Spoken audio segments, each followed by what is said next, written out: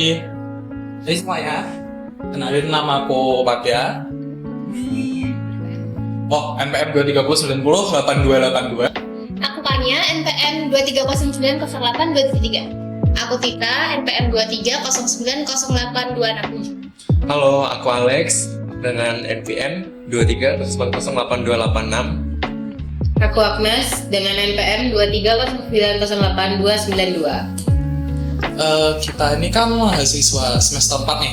Tuh. Dan baru minggu lalu ya kita milih penjurusan. Tuh. Iya. Nah, kalian tahu kan kayak penjurusan itu sebenarnya apa sih fungsinya? Itu kan buat kayak apa ya, pembekalan atau nentuin minat kita itu bakal nantinya mau kerja atau profesi yang mau kita ambil tuh di bidang apa gitu ya.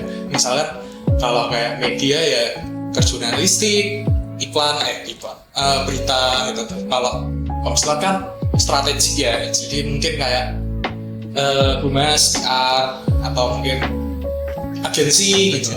Nah, kalau teman-teman di sini tuh kalian punya minat ke profesi apa sih sebenarnya? Tuh, mungkin mulai dari Agnes deh. Kalau aku sih lebih ke media ya, karena aku lebih seneng ngikut di layar belakangnya gitu. Jadi struktur saat pembuatan iklan atau pembuatan film atau pembuatan video itu aku lebih seneng waktu produksiannya daripada di harus 24 jam di depan laptop. Kalau aku juga sama sih, aku juga kebetulan kemarin ngambilnya media. Nah, jadi kayak aku memang lebih senang kerjanya tuh di bagian belakang layar, Kak, yang juga ngelihat laptop yang 24/7 tuh aku kayak nggak bisa gitu. Iya, betul. Kalau kita makannya apa nih? Beda sama mereka, aku malah pilihnya humas ya. Jadi kayak lebih yang ke perusahaan, malah yang ke kantoran gitu aku sukanya. Komstrat berarti? Iya benar, aku Sama. suka Komstrat. Oh iya, kita bertiga sama kayaknya. Iya, dan aku sebenarnya pilih Komstrat, tapi untuk kali ini aku pilih penyiar radio. Nah, kenapa? Karena ada yang menarik nih, nanti aku cerita-cerita. Oke, kalau aku pribadi lebih suka ke agensi kreatif gitu, karena emang menurut aku agensi kreatif ini menarik ya, kita bisa nggak cuma terfokus sama satu bidang aja, jadi bisa kayak masuknya ke iklan, social campaign, bisa kayak jadi PR juga, tapi strateginya bukan secara langsung, tapi gimana kita nampilin brand atau perusahaan itu secara kreatif. Dan aku kan suka gitu ya, desain gitu, jadi menurutku kayak menarik gitu. Cocok gitu ya. Nah, kalau kalian tadi kan ada yang ini ya, mau di radio, ada yang mau di humas, dan ada yang jadi kreatif director di siaran gitu. Itu kalian ada nggak sih kayak perusahaan yang kalian impikan atau kayak jadi apa ya, referensi kalian perusahaan tentang profesi ini tuh yang bagus ini gitu? Benar. Ada nggak sih? Dari siapa dulu nih? Tania boleh dari ujung ke ujung kali gitu ya. Kalau aku tadi udah aku spill ya, aku penyiar radio, aku ambil apa ya? Berarti kayak panutannya itu Jeronimo FM itu ya, ada di Jogja. Nah, aku kenapa tertarik itu? Karena aku orangnya suka yapping, aku suka ngomong, tapi aku nggak suka ngomong yang di depan orang langsung. Jadi kayak aku tetap bisa ngomong, tapi aku di balik layar gitu. Dan aku juga suka apa ya, sesuatu yang menantang. Jadi kayak walaupun radio di zaman sekarang itu udah sebenarnya jujur aja mulai ditinggalkan gitu ya, tapi kayak aku pengen gimana sih caranya biar bisa radio itu tetap update gitu. Kalau Rita? Sebenarnya mudahnya tuh kayak gini, kayak humas kan luas ya, dan kayak emang kebanyakan orang tuh pengen humas, tapi nggak tahu kenapa aku lebih pengen ke humas BUMN yang lebih ke pemerintahan. Jadi daripada swasta tuh aku lebih ke yang negara. Terus fokus yang mana lebih ke PT Pertamina karena gajinya banyak kan ya kayaknya ya. Jadi ya nggak tahu deh masa depannya berubah apa enggak, tapi paling gitu sih. Siapa yang nggak mau sih masuk Pertamina? Iya, Itu ide. Dengan pendapatannya yang Iya, kayak kita lihat nanti ke depan. Kalau aku sendiri mungkin ini ya, kalau kalian tahu, aku kan ingin menjadi kayak content creator. Kalau kalian tahu ini Mantap Popcorn yang Jerome Pauline punya itu. Nah, aku kayak ya betul, karena aku tertarik karena apa ya, dari konten-konten mereka yang dulu sempat kayak ada buat edukasi tentang belajar bahasa Jepang, dan sampai akhirnya mereka tuh kayak bisa keliling dunia gitu. Jadi kayak mereka tiap kemanapun ngonten. Nah itu mungkin menjadi salah satu daya tarik untuk bisa menjadi seperti mereka gitu. Kalau Agnes sendiri gimana? Nah, kalau aku sih tertarik banget itu masuk ke MD Entertainment. Karena kan tadi aku bilang aku senengnya di balik layar, dan aku tuh pengennya semoga kedepannya itu bisa jadi produser atau sutradara gitu. Berhubungan dengan tugas kajian kultural kemarin juga, kan aku juga wawancara sama Monty Tiwa tuh, dia kan sebagai produser sutradara. Nah dari situ tuh semakin aku kayak wah kayaknya seru ya kalau Kayak gitu ya rasanya. jadi kebuka wawasannya. Terus jadi kayak kan aku nyari-nyari nih kira-kira corporate mana yang mau aku coba buat magang besok di semester depan. Itu kan kita juga ada magang. Nah, aku pengen coba masuk ke MD Entertainment itu karena yang setelah aku research kan MD kan juga besar ya namanya. Ya jadi gitu. Oke. Kalau aku ya, aku tadi kan tertariknya emang di bidang kreatif agensi nih. Dan kalau bicara soal kreatif agensi, mungkin namanya nggak sebesar kayak perusahaan-perusahaan kayak televisi gitu. Nah, kreatif agensi yang menurut aku menarik itu sebenarnya ada banyak, dan kebanyakan kreatif agensi itu yang menurutku menarik justru sebenarnya yang lahir dari individu-individu kecil. Kayak kita ambil contoh nih mahasiswa di kampus kita, itu banyak sebenarnya mereka kayak masih kuliah tapi bangun agensi. Contohnya di angkatan 21 itu ada Naren dan kawan-kawan yang bikin Brasa. Lalu di angkatan kita ada Manda, terus di angkatan atas juga ada Dimas yang membangun agensinya sendiri, main kreatif. Dan itu menurut aku menarik gitu, dengan agensi-agensi kecil cuman di Jogja, cuman prospeknya mereka buat ambil klien tuh sangat luas gitu. Cuman kalau perusahaan yang menurut aku kayak advertising banget, ini salah satu perusahaan advertising yang jadi referensi banyak orang, mungkin itu Ogilvy. Ogilvy itu kalau ada yang belum tahu, itu merupakan perusahaan advertising global sebenarnya. Itu dia mulainya dibikin di Inggris sebelum namanya Ogilvy, terus kerja sama bareng orang Amerika jadi namanya Ogilvy itu, dan sekarang hampir di seluruh negara ada, salah satunya di Indonesia itu. Dan menariknya Ogilvy ini tuh caranya mereka dalam iklan itu nggak cuma fokus pada iklan di TV atau iklan-iklan video dan segala macamnya, tapi mereka kuat di brand campaign-nya, kayak bangun identitas brandnya tuh kuat gitu. Dan menurut aku itu strategi yang emang harus dilakukan kalau buat orang-orang yang kerja di bidang itu. Makanya menurut aku bidang advertising agency dan salah satunya Ogilvy ini jadi salah satu industri yang menarik. Itu. Nah, mungkin kan tadi kita udah spoiler tipis-tipis nih. Mungkin bisa diceritain nih lebih dalam lagi, kayak misal peluang tantangannya, atau mungkin kayak institusi-institusi bidang kerjanya gitu. Mungkin bisa mulai dari dulu. Apalagi sorry mau nambahin, mungkin kayaknya khususnya tuh di ekosistem komunikasi ya kayaknya ya. Jadi peluang dan tantangan ekosistem komunikasi dari profesi kita di institusi kita gitu. Apa ya? Sebenarnya kalau bicara soal advertising agency ini, justru ini salah satu industri yang sekarang lagi naik daun, dan mungkin berkebalikan sama kayak industri-industri mungkin televisi atau radio yang kita sendiri mungkin sekarang udah jarang ya dengerin radio atau nonton televisi. Nah sebaliknya, walaupun dulu iklan tuh tampilnya di TV, tapi kayak ya sekarang banyak media buat iklan, jadi kayak peluangnya itu masih sangat banyak entah itu di media sosial, di website, karena pasti orang punya bisnis, orang punya website itu tadi juga, itu mereka kan butuh pemasukan. Dengan kita ngiklan di sana, kita kan sebenarnya ikut bayar juga ke mereka, tapi nanti setelah iklan kita dilihat ada orang yang tertarik, kita dapat untungnya, nanti mereka juga dapat untungnya. Jadi menariknya di situ, kita banyak peluangnya, bisa saling support juga buat nanti klien-klien kita, tempat kita ngiklan itu juga bisa dapat dukungan. Menariknya itu. Kalau bicara soal tantangan, aku sendiri mungkin melihat tantangannya adalah persaingannya. Karena sekarang banyak banget orang yang kayak minatnya ke situ. Contohnya, bukan, maksudnya kayak gini. Misalkan orang berminat ke bidang yang sama, tapi setiap orang tuh skillnya beda-beda. Dan tiap perusahaan juga mungkin punya kriteria yang beda buat nerima orang yang bakal dijadikan karyawan atau diterima sama mereka. Mungkin ada yang orangnya lebih berskill, punya skillnya bagus, tapi manajemen kerjanya jelek.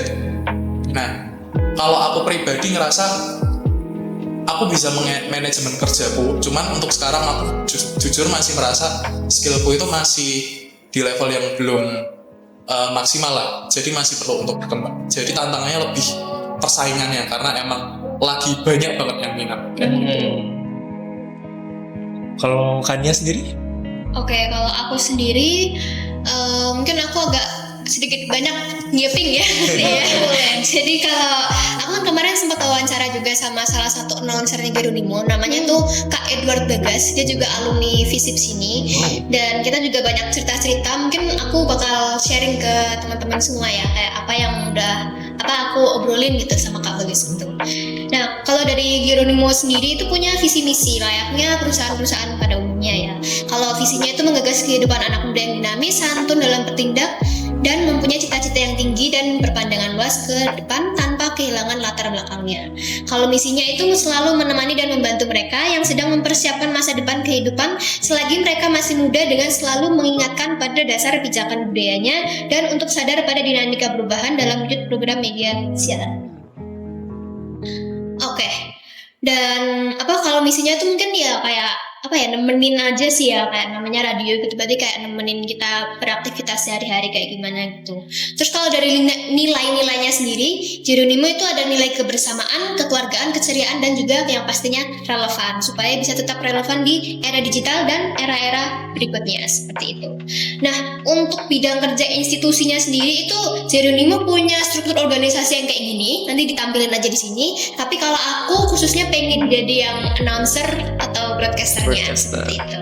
Nah, kalau program komunikasinya itu aku nangkepnya kayak program kerjanya Geronimo ya. Dia itu sebenarnya ada 17, cuma di sini aku akan spill 5 aja karena bakal kebanyakan banget ya.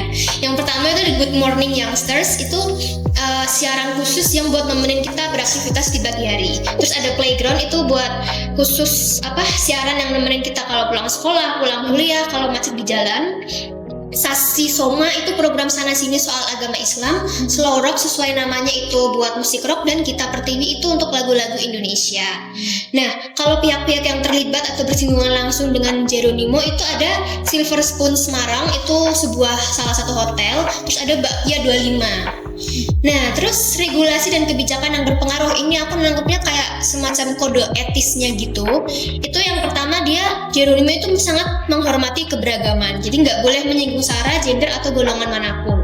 Terus menjaga kesopanan selama dia siaran, terus juga memberi layanan publik, dan juga secepat mungkin melakukan koreksi atau ralat jika ada kesalahan dalam penyiaran. Nah, terus seperti yang tadi aku bilang, ada sesuatu yang menarik nih dari penyiar radio. Nah, salah satunya ini peluangnya itu menurut aku, kan sekarang udah banyak nih Instagram, TikTok, Twitter, YouTube gitu kan. Nah, Geronimo ini bisa memanfaatkan platform-platform itu buat semakin menyebarkan berita announcernya gitu. Jadi nggak cuma lewat dari radio yang kita tahu aja, tapi kita sekarang bisa dengerin radio lewat dari TikTok, Twitter gitu-gitu. Terus juga ada iklan digital nih. Jadi Geronimo bisa pasang iklan digital dan juga bisa dapat cuan lebih banyak gitu. Nah, terus tantangannya, pasti kalau ada peluang ada tantangan. Nah, kalau tantangannya sendiri pasti yang tadi udah aku bilang, minat pendengar radio itu udah mulai turun nih di zaman sekarang. Terus juga ketergantungan sama algoritma. Jadi karena udah minatnya turun, pasti algoritma bacanya dia juga nggak bagus, tapi belum tentu kan isinya juga nggak bagus juga gitu. Jadi kayak semakin susah gitu. Yang udah turun semakin turun, yang naik semakin naik gitu. Terus juga ada perubahan pola konsumsi konten. Jadi kayak sekarang yang diminati sama anak-anak muda itu kan kayak konten-konten singkat di TikTok gitu kan. Sedangkan kalau radio itu kan basisnya cerita panjang gitu. Nah, jadi kayak itu sih tantangannya. Oke. Menarik ya, tapi seru juga tuh. Kayaknya komplit banget ya dari kayak emang serius bener ke sana. Pengen banget nih kayaknya sepertinya. Iya, sama kan dalami banget gitu dari informasinya tuh. Nah kalau Agnes sendiri tadi kan kayak nyinggung nih MD Entertainment. Nah itu kira-kira gimana tuh, kayak apakah ada kayak peluang dan tantangan dalam kamu memilih industri itu?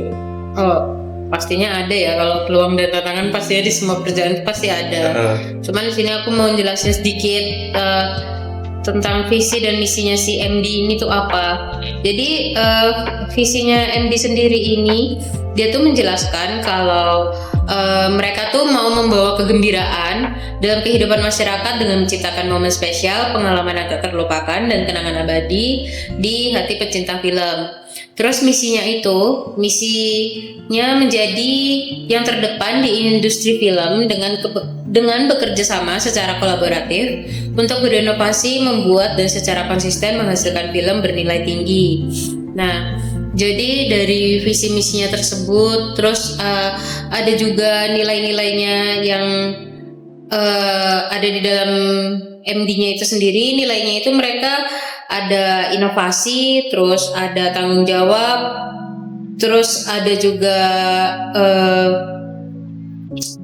inovasi, kreatif, etika profesional, kejujuran, dan tanggung jawab. Itu nilai-nilai kerjanya mereka di MD. Terus peluang dan tantangannya itu, ini kan MD kan sebagai perusahaan hiburan terkemuka ya, terkenal gitu, memiliki jaringan komunikasi yang luas baik secara internal antara tim produksi atau manajemen maupun eksternal dengan media, mitra distribusi dan audiens. Mereka juga menjalankan program sosial sebagai bagian dari strategi komunikasi publiknya.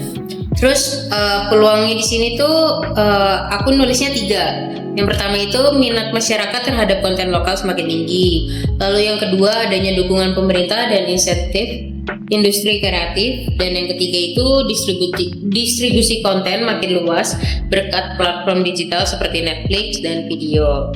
Lalu ada tantangannya di sini ada 3 juga. Yang pertama itu persaingannya pasti semakin ketat, termasuk dari konten asing.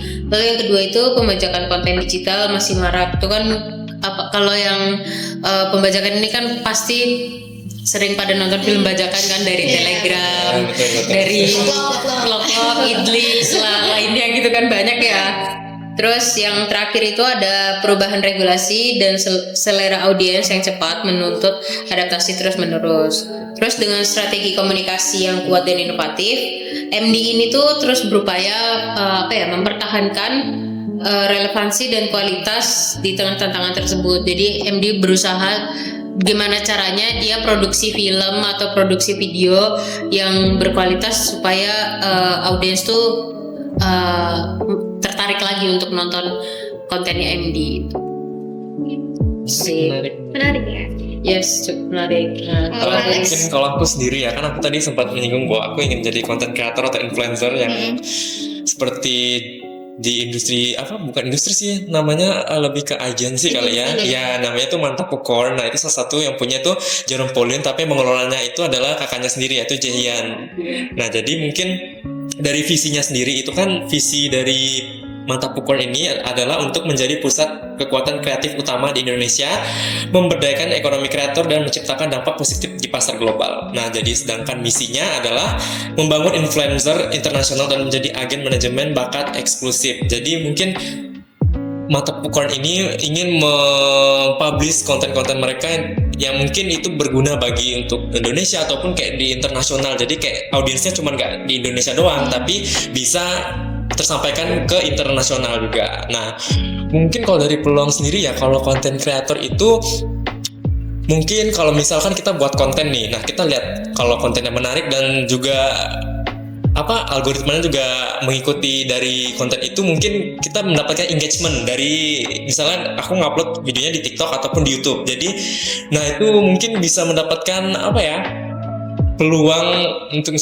bisa mendapatkan cuan yang banyak lah ya. Nah gitu. Terus kalau peluangnya juga ini, misalnya kalau ada salah satu brand yang ingin mempromosikan produknya kepada kita gitu, misalnya kepada aku sebagai content creator, nah mungkin itu juga menjadi benefit bagiku untuk bisa mendapatkan cuan yang lebih banyak lah gitu. Bonusnya banyak. Ya benar. Nah mungkin kalau untuk tantangannya sendiri ya, karena basisnya itu content creator atau influencer itu memang dia bekerja di media sosial, jadi kayak misalkan kalau ada salah satu media yang mengungkit kalau si konten kreator ini melakukan hal kekerasan gini-gini nih, padahal itu belum tentu kejadiannya benar ya. Nah, itu mungkin salah satu jadi tantangan bagi konten kreator. Berarti banyak yang nyerang dari Iya, sana gitu ya. seperti itu maksudnya. kurang lebih. Nah, kalau kita sendiri gimana nih? Oke, jadi kalau Humas PT Pertamina di dalam ekosistem komunikasi itu terlibat oleh banyak pihak, misalnya kayak pemerintah, media, masyarakat, investor, dan komunitas lokal lainnya.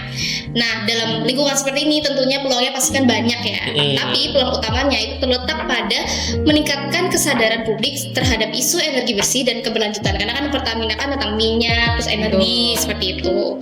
Nah, tentunya hal itu membuka ruang bagi Humas untuk membangun citra positif melalui kampanye edukatif. Selain itu juga karena teknologi digital itu juga menjadi peluang yang besar untuk memperluas jangkauan komunikasi melalui media sosial, video, dan platform online lainnya. Tapi tantangannya tentu saja juga gak kecil ya, apalagi kalau bangunannya besar. Nah, jadi Humas itu kita harus bisa mengelola opini publik dan situasi krisis. Sepertinya kalau misalnya Pertamina ada kebakaran tangki di pom bensin mana, atau kelangkaan BBM misalnya kayak gitu. Nah, di era digital sekarang persepsi negatif itu kan cepet banget nyebar ya. Jadi kita sebagai Humas tuh harus bisa juga cepet membangun citra yang bagus lagi gitu secepat mungkin biar tidak terjadi apapun pada perusahaan kita. Nah, tantangan lainnya juga membangun kepercayaan di tengah persepsi publik terhadap BUMN yang dianggap birokratis dan kurang transparan. Jadi dengan begini strateginya sebagai Humas itu kita harus responsif, harus transparan dan berbasis nilai. Jadi tidak subjektif, anggapnya seperti itu. Paling sih itu aja ya kalau singkatnya tentang Humas PT Pertamina gitu. Oke, menarik ya. Tadi ada mulai dari Agnes yang mau ke televisi ya di MD Entertainment, terus ada Alex yang mau jadi content creator dan salah satu perusahaan yang jadi referensinya ada di Mantap Port, lalu Tita jadi humas di Pertamina yang mana itu punyanya pemerintah ya, dan lalu ada Kania di radio dan aku sendiri jadi kreatif director atau di agensi lah, contohnya di Ogilvy itu tadi. Nah, ternyata profesi di bidang ilmu komunikasi itu lumayan luas ya, dan tantangannya atau peluangnya ini cukup macam-macam. Tapi kayak aku ngeliat kesamaan di mana seiring berkembangnya zaman era digital ini kan banyak media-media baru. Walaupun mungkin ada kayak televisi dan radio yang mulai ditinggalkan secara fisiknya, kayak TV, radio mulai ditinggalkan, tapi ternyata mereka juga bisa beralih ke platform-platform yang baru lah. Dan itu ternyata hampir di semua bidang profesi itu bisa beradaptasi dengan itu ya. Betul. Jadi memang berarti tantangannya ya kita harus bisa beradaptasi ya, baik dari profesi manapun ya kita harus bisa adaptasi sama perkembangan zaman gitu kan. Dan harus beradaptasi juga sama saingan-saingan sekarang ini. Lagi kita sekarang saingannya kan sama teknologi ya. Iya. Nah, kayak juga tuh kebetulan. Kita nggak tahu nih ke tahun ke depan gimana ya. Betul. Tapi sebenarnya ada yang nggak bisa diganti oleh AI atau teknologi. Jadi pikiran kita, Manusia. Itu yang nggak bisa diubah. karya ya. Ya keorisinalan, keorisinilitas. Ya itulah ya gitu loh pokoknya. Berarti sekian kayaknya ya dari kita semua, banyak banget wawasan yang bisa kita dapatkan. Oleh sebab itu, terima kasih.